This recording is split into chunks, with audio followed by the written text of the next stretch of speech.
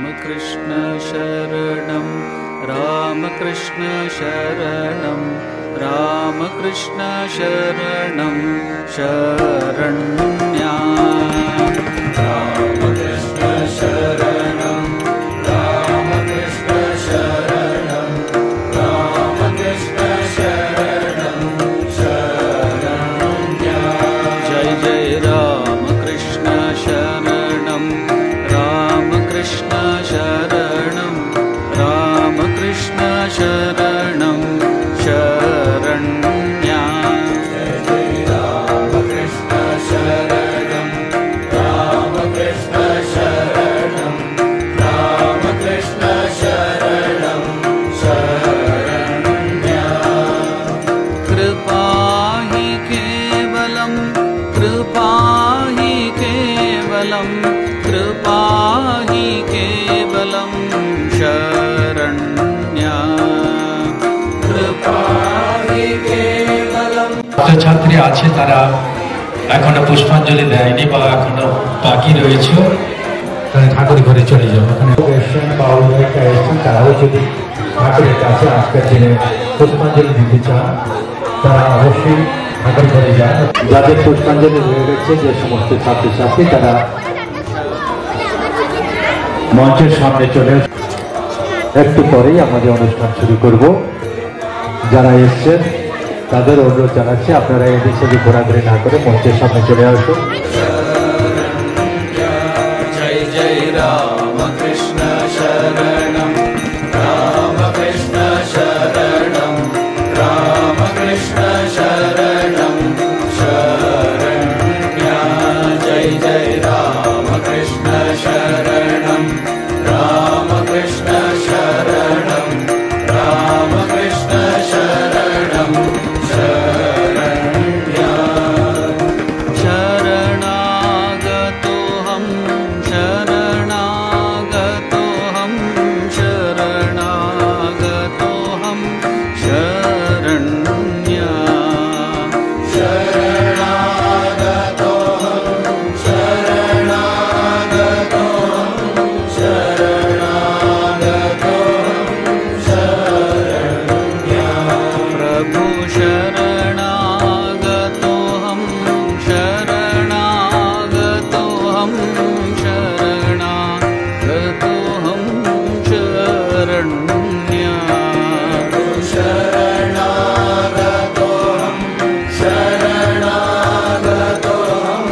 शरणागतोऽहं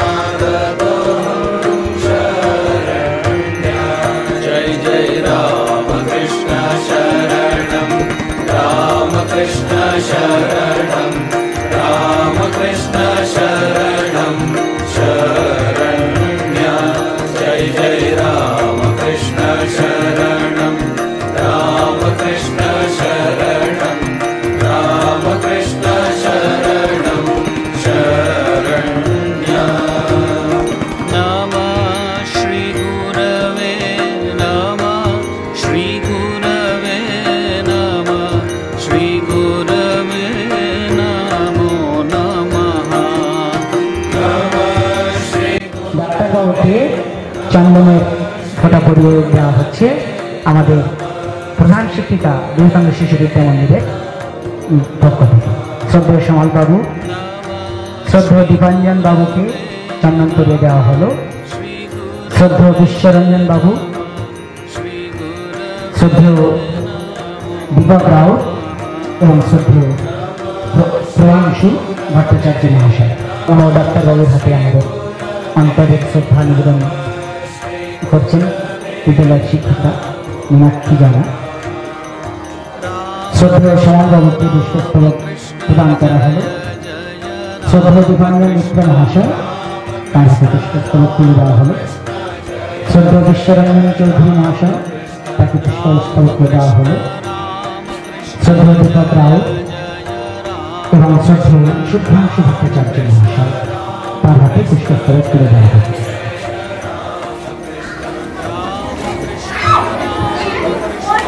এখন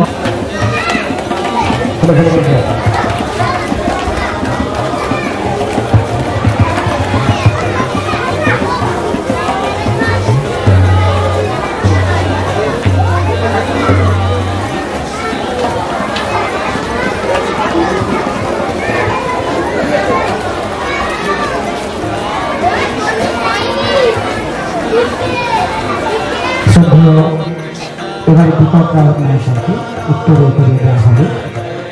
শ্রদ্ধেয় শুভ্রাংশু ভট্টাচার্য মহাশয় তাকে ব্যাস করে উত্তরে করিয়ে দেওয়া হচ্ছে। এবং আমাদের প্রণাম শ্রদ্ধা যমুনা দিকে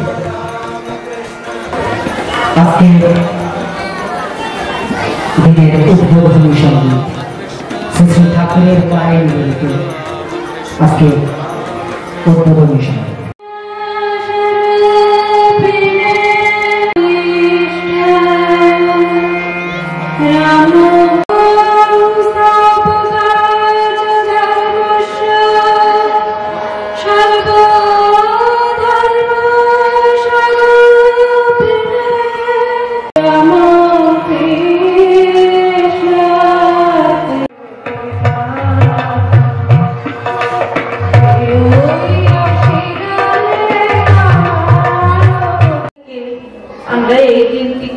কল্পতরুর দিন হিসাবে পালিত করে থাকি।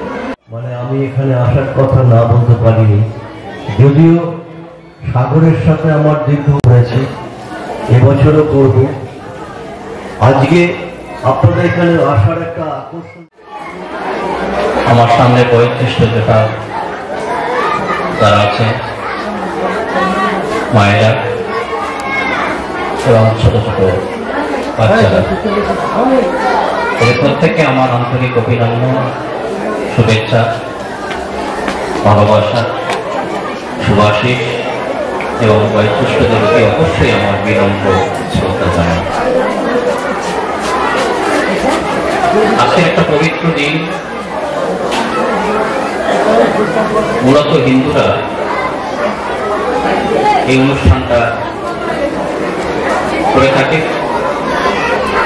রামকৃষ্ণ মিশন বা রামকৃষ্ণ মঠ ও কিছু বেদান্ত সংগঠন তারা এই কল্পতরু উৎসবটা পালন করে থাকে। ঠাকুর রামকৃষ্ণদেব তখন ভীষণ রকম অসুস্থ, তাই তিনি, আপনারা জানেন যে গলার ক্যান্সার হয়েছিল, সেই দুরারোগ্য ক্যান্সারে তিনি আক্রান্ত। কয়েকদিন বিশ্রামের জন্য তাকে কাশীপুর বৈদ্যবাটিতে বাগান বাড়িতে রাখা হয়েছিল, উদ্যান বাটি যেটাকে বলা হয়। 1886 সালে আজকের দিনটিতে, অর্থাৎ 1 জানুয়ারি, তিনি কিছুটা সুস্থ বোধ করেন। তখন তিনি একটু রাস্তায় হাঁটতে গেলেন। কিছুটা যাওয়ার পর পাশে ছিলেন বিখ্যাত নাট্যকার, তখন তিনি নাট্যকার হয়ে ওঠেননি, গিরিশ ঘোষ, তার অত্যন্ত প্রিয় শিষ্য। কথা প্রসঙ্গে তিনি গিরিশ ঘোষকে বলেছিলেন, তো বলতে গিরিশ, আমি কে? তখন গিরিশ ঘোষ বললেন, আপনি তো ভগবান। মঠটি মানুষের মানব কল্যাণের জন্য নিয়োজিত ভগবান স্বরূপ। এই প্রশংসা শুনে তিনি হাসতে হাসতে বললেন, ঠিক বলছো, তোমাদের চৈতন্য হোক। তোমাদের চৈতন্য হোক, অত তোমরা যে আমাকে উপলব্ধি করতে পেরেছ, আমার উপস্থিতিটা, এই যে বোধ, এই যে তোমাদের মনের বিকাশ, এটাকে তিনি উপলব্ধি করেছিলেন। তাই তার বিখ্যাত উক্তি, তোমাদের চৈতন্য হোক, সেটাকে এখন আমরা সবাইকেই বলি, যে কাউকে কিছু বলার আগেই বলি তো চৈতন্য হোক। আসলে চৈতন্য হোক কথাটা তিনি গিরিশ ঘোষকে বলেছিলেন, যে তোমরা যে আমাকে ভগবানের অবতার হিসাবে ভাবছ, এই উপলক্ষেই তিনি বলেছিলেন তোমাদের চৈতন্য হোক। সেখান থেকেই এই 1 জানুয়ারি ও 1 জানুয়ারি প্রতি বছর কল্পতরু দিবস হিসাবে পালিত হয়। কখনো এটা এটা কল্পতরু উৎসবে রূপান্তরিত হয়েছে সেটা আমরা জানি না, তবে এখনো বহু জায়গায় এটাকে কল্পতরু উৎসব বলা হয়। আজকের অনুষ্ঠানে যেসব ছোট কচি কাছারা ঠাকুরের পায়ে পুষ্পাঞ্জলি দিয়ে প্রথম বিদ্যালয়ে প্রবেশ করলো শিক্ষা গ্রহণের জন্য, তাদের মায়েরা এখানে অনেকে উপস্থিত আছে। তাদের কাছে আমি অনুরোধ রাখবো যে এখানে ভর্তি করে দিলেই কিন্তু আপনাদের দায়িত্বটা শেষ হয়ে যায় না। এই শিশুগুলোকে মানুষ করতে হবে, প্রকৃত অর্থে সার্বিক অর্থে একটা মানুষ করে গড়ে তুলতে হবে।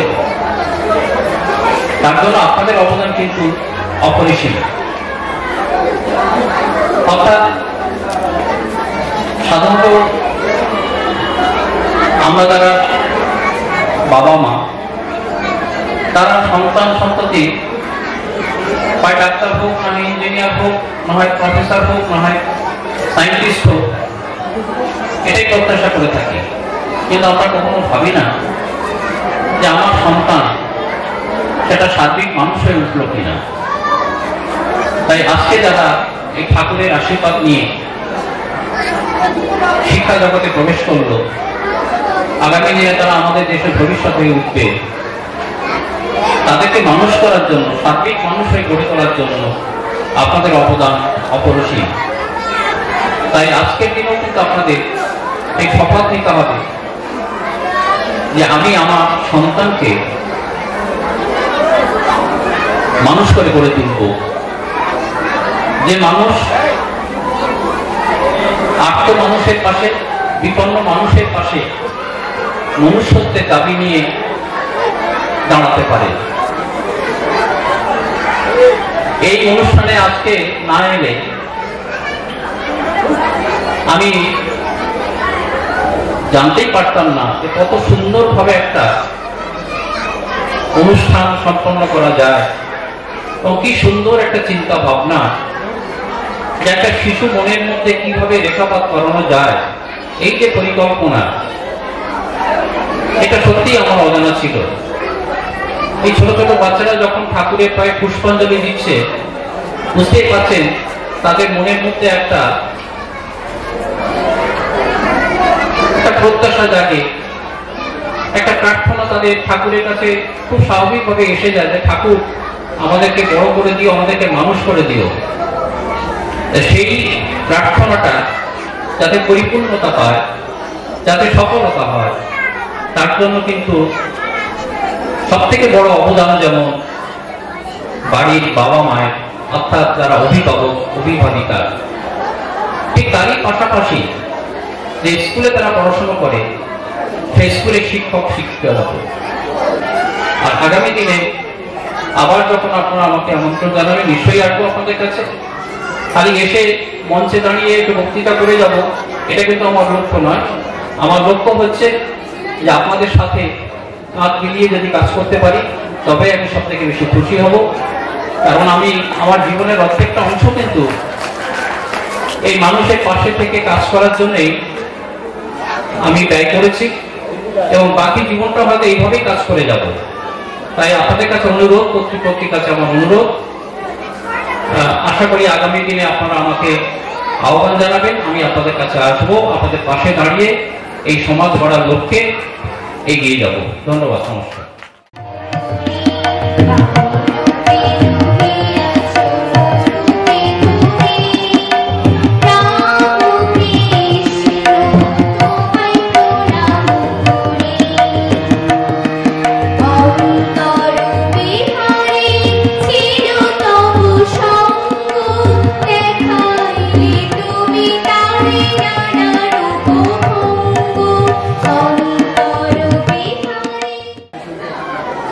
এর আগে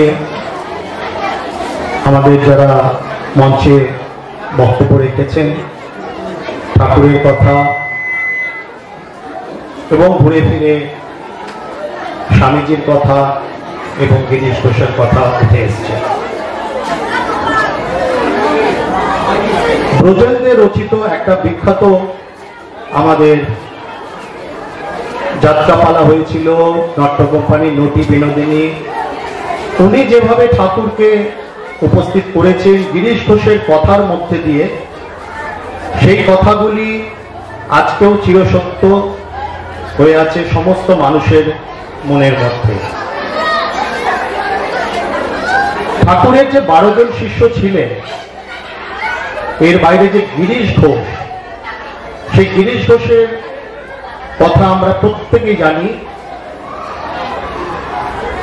প্রথম যখন গিরিশ ঘোষ ঠাকুরের কথা শুনলেন, ঠাকুর ডেকে পাঠিয়েছেন রাখালের মারফত, গিরিশ ঘোষ প্রথমেই যেতে অস্বীকার করেছিল যে আমি যেতে পারবো না, তুমি তাকে গিয়ে বলো যে আমার অত্যন্ত ওই মাথা ধরেছে বা তার হুকুম মানতে আমি বাধ্য নই। তারপর গিরিশ ঘোষের স্ত্রী সুরতের কথার পরিপ্রেক্ষিতে ঠাকুরের সাথে গিরিশ ঘোষের কিছু কিছু সাক্ষাৎ হয়েছিল। একদিন ঠাকুর বসে আছেন, গিরিশ ঘোষ মদ্যপ অবস্থায় ঠাকুরের কাছে প্রবেশ করলেন। প্রথমেই তার সেই চড়া সপ্তম সুর, কেন আমাকে আপনি শুধু ডেকে পাঠাচ্ছেন, কেন?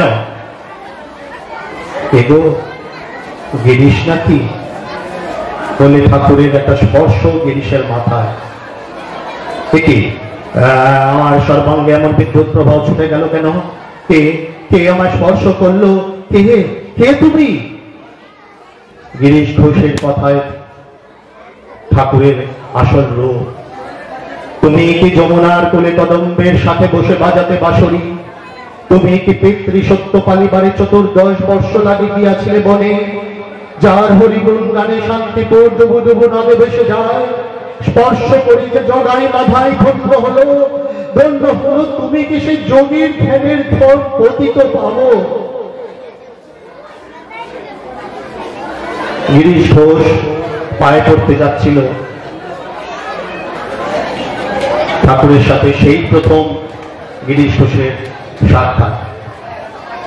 এর কিছুদিন পরে স্টার থিয়েটার, বাংলা রঙ্গমঞ্চের অন্যতম জনপ্রিয় জায়গা, স্টার থিয়েটারে চৈতন্য লীলা পরিবেশিত হবে। অভিনয় করবেন বিনোদ বলে একটি মেয়ে, বিনোদিনীকে আমরা চিনি। ঠাকুর উঠে এসছে স্টার থিয়েটারে থিয়েটার দেখতে বলে। গিরিশ ঘোষ বলল টিকিট কাটতে হবে। ঠাকুর বলল টিকিটে তো পয়সা নেই, পয়সা না হলে তো বসতে দেব না, এদিকে বেরোতেও দেবে না, গেট বন্ধ হয়ে গেছে। তখন ঋদু এবং রাখাল, যাই হোক, তাদের পকেটে যেটুকু পয়সা ছিল সেটুকু গুনে দেখলো, ওই 4 4 8 আনা আর 2 আনা 10 আনা, ওই 11 12 13 14 15 16 আনা। গিরিশ ঘোষকে ঠাকুর বলল নে নে ধর শালা, তোকে আমি 16 আনাই দিলাম। তাই দাও ঠাকুর, তুমি আমাকে তোমার 16 আনাই দাও। আমি গুণহীন, ভক্তিহীন, চরিত্রহীন মাতা, নিজের সাধনায় কোনোদিন আমি তোমার কাছে পৌঁছতে পারবো না, তুমি আমাকে কাছে টেনে নাও। ঠাকুরের সাথে গিরিশ ঘোষের সাক্ষাৎ আবার হলো, চলছে এইভাবে।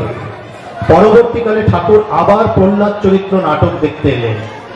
প্রহ্লাদ চরিত্র নাটক দেখার পরে গিরিশ ঘোষ সামান্য জলযোগের ব্যবস্থা করলেন। ঠাকুর বললেন আবার মিষ্টির ওপর মিষ্টি, এরপর কি লাঠি দেবে? ঠাকুর খেতে বসলেন, লুচি পরিবেশন করেছিল। 1.5 খানা লুচি খাওয়ার পরে সেই মদ্যপ অবস্থায় আবার গিরিশ ঘোষ ঢুকলেন। ঠাকুরের সাথে 2-4টি কথা, যে প্রহ্লাদ চরিত্র কেমন দেখলেন, তোর লেখা সরস্বতী, আপনি খুশি হয়েছে? কেন খুশি হব না? তাহলে আমাকে বর দিন, বর তো আমি তোকে দিয়ে রেখেছি রে। গিরিশ ঘোষের আবদার, তুমি আমার ছেলে হয়ে জন্মাও ঠাকুর। ঠাকুর বলল দূর শালা, তোর ছেলে হতে আমার হয়েই গেছে।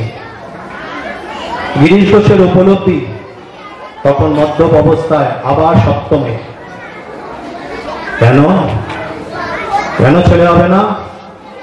ও আমি কায়েত বলে? কায়েতের ঘরে জন্মালে তোমার জাত যাবে? বলো, একই ভগবান এই বামন আর কায়েত সৃষ্টি করেনি? বলো করেছেন কিনা? পইতে ফেলে দিয়েছ, তবু পইতের এত গর্ব, মুখে তবু বক্তৃতা করো যত্র জীব তত্র শিব। কায়েতরা জীব নয়, আর দ্য ক্যাটস অ্যান্ড ডগস বলে ঠাকুরকে খেতে বসার পাত থেকে তুলে ধরলেন এবং তুলে দিলেন। ঠাকুর বলল, আমাকে খেতে দিলেনি, নো নো, বাকিটা দক্ষিণেশ্বরে গিয়ে খাও। ঠাকুরকে চরম অপমান করলেন গিরিশ ঘোষ, এবং এই অপমান পরবর্তীকালে অনুশোচনা হয়ে দেখা দিল। এর আগে চৈতন্য লীলার একটি পর্বে ছিল, যেটা আজকের কথায় সবাই বলছে। ঠাকুর যখন চৈতন্যকে দেখেছিল তখন বলেছিল, তোদের নিমাইকে সেজেছিল, বলেছিল আমাদের বিনোদ, ও ছেলে নয় মেয়ে। ঠাকুর বলেছিল, মেয়ে বড় ঠকিয়েছিস তো, আয় মা কাছে আয়। বিনোদকে সে বলেছিল, হরি গুরু গুরু হরি, হরি গুরু গুরু হরি। তোর মাথায় স্পর্শ করে বলেছিল, তোর চৈতন্য হোক। আমরা ঠাকুরকে চৈতন্য হোক কথাটি অনেক জায়গায় বলে থাকি বা দেখে থাকি। বিনোদের মাথায় স্পর্শ করে বলেছিল, তোর চৈতন্য হোক। বিনোদ তার প্রত্যুত্তরে বলেছিল, আমি অস্পৃশ্য নরকের কীট, তুমি আজকে আমাকে আশীর্বাদ করলে। ধন্য হলো নাট্য সমাজ, নাট্যকুল। সেই অনুশোচনা নিয়ে যখন গিরিশ ঘোষ প্রায় উন্মাদ হয়ে গেল, সারাদিন সারা রাত ঠাকুরকে ডাকত। একদিন রাত্রি তৃতীয় প্রহরে ঠাকুর ঠাকুর বলে গিরিশ ঘোষ যখন ডাকল, তখন ঠাকুর এসেছিলেন এবং বলেছিল, গিরিশ ঘোষ বলেছিল, আমাকে তুমি মুক্তি দাও। গিরিশ ঘোষকে বলেছিল, তুই নাম ধ্যান করবি। ওসব নাম ধাম আমি করতে পারবো না। সকালে ঘুম ভাঙে না, সন্ধ্যে থিয়েটার, আর থিয়েটার করলেই ঘুম পায়। ওসব নাম ধাম আমি করতে পারবো না ঠাকুর। পারবি না? তবে তুই আমাকে বকলমা দে। তাই নাও ঠাকুর, তুমি আমার বকলমা নাও। আমার হয়ে তুমি জপ তপ করো। আমার পাপ নাও, পুণ্য নাও, আধি নাও, ব্যাধি নাও, ভালো নাও, মন্দ নাও, আমাকে শুধু তোমাকে দাও ঠাকুর, শুধু তোমাকে দাও ঠাকুর।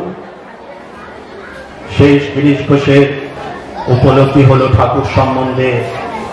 বলেছিল একটি কথায়, আমি অভাজন, আজীবন করিয়াছি পাপ, হয়তোবা তুমি ভগবান, জীবের মঙ্গল তরে ধরিয়াছ দেহ, যত পারো করো তুমি জীবের মঙ্গল।